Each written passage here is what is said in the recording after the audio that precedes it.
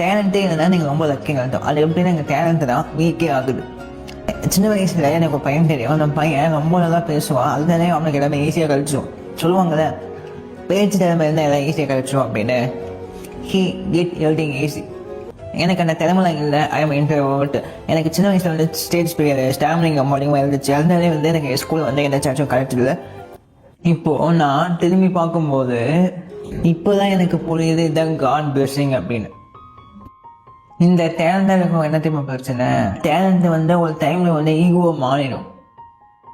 அவனுக்கு எல்லாமே ஈஸியாக கிடச்சதுனால ஒரு டைமில் வந்து ரியல் வேர்ல்டு என்டர் ஆகும்போது அவன் எல்லாம் ப்ராப்ளமாக இருக்கும். அதனாலே அவன் எல்லாமே கிளிக் பண்ணி போயிடுவான். பட் ஆனால் அந்த தலைமுறை எனக்கு இல்லை. நிறைய ப்ராப்ளம்ஸ் ஃபேஸ் பண்ணியிருக்கேன், நிறைய அவமானங்கள், நிறைய கஷ்டப்பட்டுருக்கேன். இதெல்லாம் வந்து நான் ப்ராக்டிஸும் பண்ணிவிட்டேன். இது எப்படி ப்ராப்ளம் சால்வ் பண்ண நான் கற்றுக்கிட்டேன். அது எப்படின்னா டேலண்ட்டில் ஆட்டோமேட்டிக்காகவே வளர்த்துக்கலாம். அது எப்படின்னா அது நிறைய டைம் ஸ்பெண்ட் பண்ணி அதை நீங்கள் ப்ராக்டிஸ் பண்ணி அதை ஒரு டைமில் வந்து அந்த டேலண்ட்டாகவே மாறிடும். இல்லை மாதிரி நான் நிறையா ப்ராக்டிஸ் பண்ண ஆரம்பித்தேன்.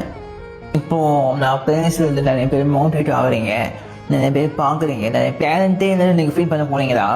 இல்லை இதுதான் காட் பிளெஸிங் அப்படின்னு நினச்சிட்டு நீங்கள் ஒர்க் பண்ண போனீங்களா? நீங்கள் தான் முடிவு பண்ணணும்.